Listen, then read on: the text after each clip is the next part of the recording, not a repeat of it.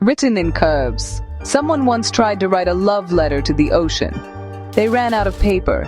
I understand that feeling now, honestly, because there are things in this world that are simply too much, too full, too alive, too completely themselves to be contained by ordinary words.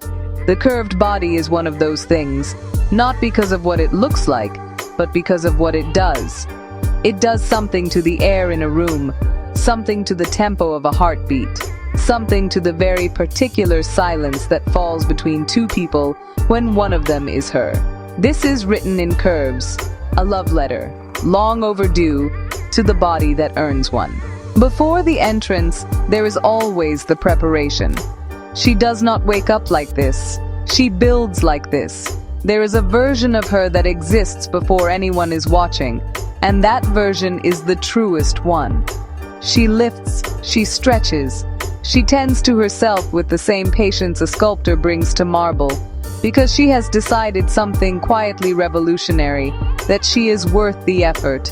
Not for approval, not for comparison, for herself.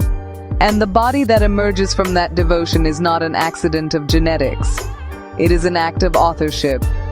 She wrote this, every line of it. Here is a thing that cannot be faked. The moment a woman who owns her body crosses a threshold, it isn't loud, it doesn't announce itself. It simply happens. The way weather happens, the way tides happen, the way you suddenly notice music you didn't know was playing. The curved body in motion is its own grammar. The hips write sentences, the shoulders punctuate, the glance, that particular, unhurried glance, finishes the thought. And something in the people watching responds before thought has formed. Not desire, exactly. Something older. Recognition. Like the body already knew this was beautiful long before the mind caught up. She didn't invent this. She inherited it. The fullness that her grandmother carried proudly. The hips her mother moved through the world on. The softness that artists across centuries tried to capture in stone and oil and bronze because they couldn't bear to let it disappear.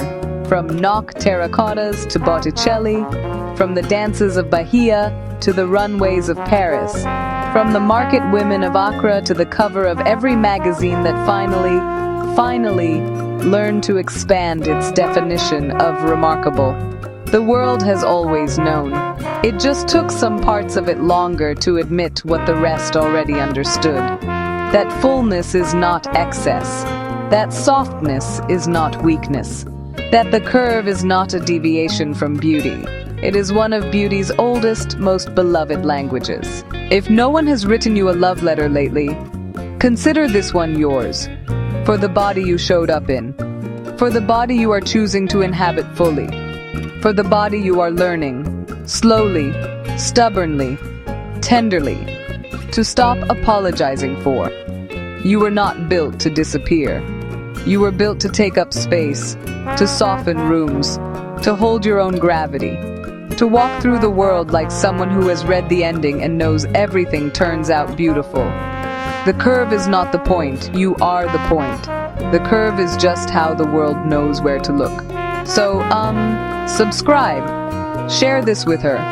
With yourself. We'll write another letter soon.